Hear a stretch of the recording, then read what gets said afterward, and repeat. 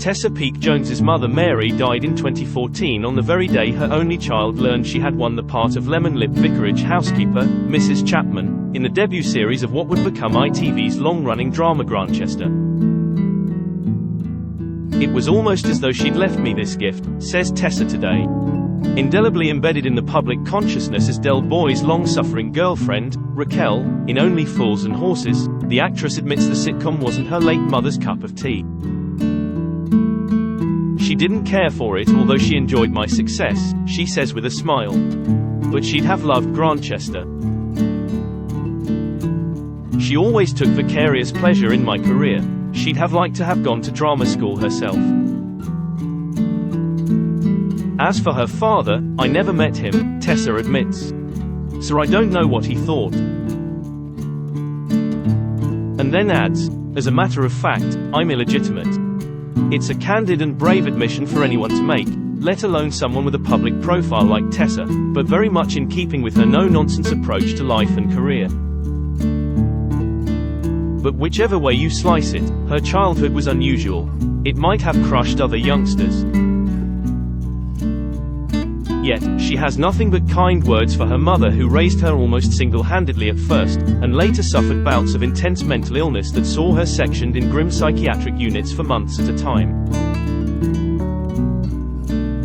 The story begins just after the war, when Mary married the best friend of one of her brothers who'd been killed in action. I think it was a relationship built on mutual grief, says Tessa now. It lasted less than a year. Then, still in her early 20s, Mary picked up the pieces of her life and got a job in the civil service. In her 30s, she embarked on an affair with a married man and, in 1956, found herself accidentally pregnant. I don't think he wanted the baby, says Tessa, 66. But, much more than that, Mary's mother, a woman with Victorian values allied to an iron will, told her that if Mary continued with the pregnancy, and careless of the fact that abortion was illegal, she would disinherit her. Which is exactly what happened. In the event, as the pregnancy advanced, Mary moved in with her other brother, Peter, and his wife. After that, she had to make her way. She was determined, however, to keep her baby no matter what the consequences.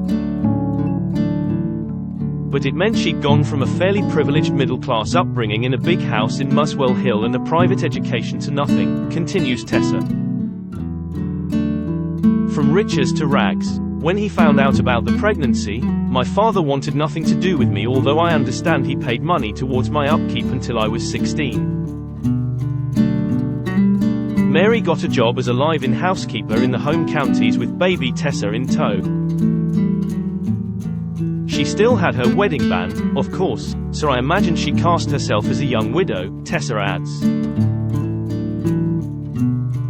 Life changed dramatically when she was 4. Her spinster godmother, Rennie, an old family friend, lived with her elderly mother in a large house in Kenton, Middlesex.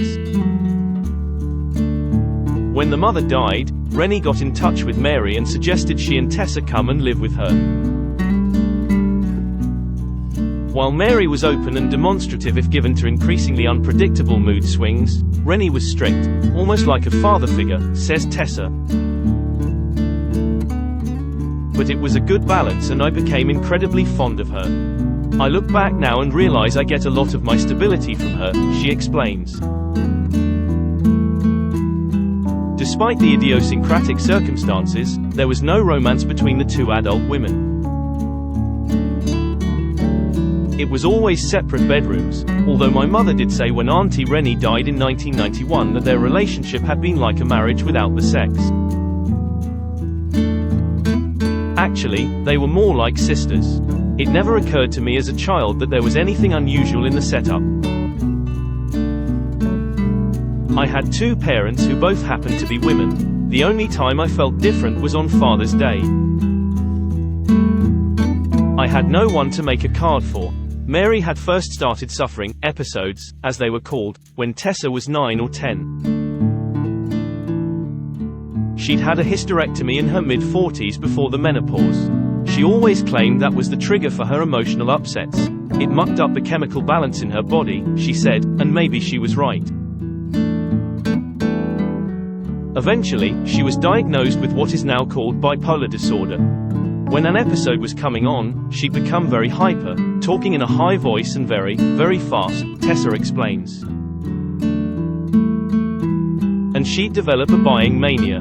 She'd go into a shop, for example, choose a dress she liked and then buy 10 identical dresses. That felt very weird, but I can't say it scared me because she was always so loving. The manic episodes would occur more or less every other year. Rennie and I would discuss it.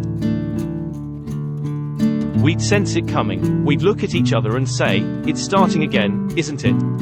When her behavior reached a certain point of hyperactivity, and, even in her madness, this was something she'd recognize in herself, Mum would call the doctor and effectively section herself. She knew she was on a runaway train she couldn't control. The teachers at Tessa's primary and subsequent grammar school could not have been kinder, she says today. They'd know if Mum had been sectioned again. To this day, Tessa has clear memories of driving with Auntie Rennie in her shop van. She worked for many years in the local hardware store, to whichever psychiatric unit it was that was caring for her mother. They were horrible old Gothic asylums, she recalls. You'd see patients wandering around in their pajamas. Or you'd go back to the van and there'd be someone sitting on the roof. I found it more funny than frightening. On the days she'd had electroconvulsive treatment, Mum was awful, pretty much wiped out. God knows what it did to her brain. She'd be very down, but then, with each weekly visit, I'd notice her emerging slowly from the fog. She'd say it was like gradually climbing out of a deep, black hole. When she was well, she was an incredible mother. She made me feel so loved, so blessed, so wanted. When she was ill, she was absent. I'm very much a glass half full type of person. Each time Mum was committed, I told myself it would never happen again. And then, of course, it always did. It meant that my childhood was rather chaotic, although thank God for Auntie Rennie who was an absolute rock throughout. I'd get fed up because she'd tell me off a lot, but she provided an incredible sense of unwavering security and she certainly stopped me from becoming overindulged. It was like living with opposite sides of the same coin. It is in Tessa's nature, she thinks, to be a coper. Another child might have reacted differently in these circumstances. I think you can go one of two ways: give up and become increasingly needy, or take on the task and become dominant. As I grew older, I questioned every bit of treatment Mum was prescribed. If you're a child and something like this happens, you end up mothering your mother. I felt the doctors were throwing all these drugs at her and I've never had much time for drugs. As it was, she became addicted to all the uppers and downers. By the time her mother reached her 60s, the gaps between episodes started growing longer until, eventually, dementia took over. I would say that, as it gathered pace in the last decade of her life, she was more at peace than I'd ever known her. She was on no medication, the mania had left her. For 27 years, Tessa was in a relationship with the actor, Douglas Hodge, who played the adult Damien in Only Fools and Horses, with whom she has 2 children, Molly, 32, and Charlie, 23. She and Hodge finally split in 2013. Molly has clear memories of coming with me to visit Mum in psychiatric units. Charlie was too young. But she loved both of them and, when she was well, she was a good grandmother. For the last decade, meanwhile, Tessa has found herself in a recurring role in the long-running hit Grantchester, set during the 1950s in the titular Cambridgeshire village, and originally starring James Norton as clergyman Detective Sidney Chambers with his curate sidekick, Leonard Finch, played by Al Weaver. Norton left after Series 4, with Tom Brittney introduced as his successor, the Reverend Will Davenport. Stay up to date with the latest royal news. Join us on WhatsApp. Our community members are treated to special offers, promotions, and adverts from us and our partners. You can check out at any time. More info. So what keeps Tessa coming back to the popular cozy crime drama, which returns to ITV on Thursday? The writing. They always find a new journey for Mrs. C, she says. Her cancer storyline in the last series was really stretching, and I loved that. I really like her because she's very different from other characters I've ever played. I tend to get cast as slightly softer, gentler people, more sweet-natured, not grumpy and tough and bossy. So, it's a challenge. Mrs. C is very unlike me, too. I'm the sunniest, smiliest person you could meet, so she's a real stretch to play. But that's why it's such fun. The wonder of it all is just how balanced an adult Tessa became after that seesaw childhood. But looking back now, she feels no resentment, she says, about her upbringing. For a start, you don't know any different. But it's more than that.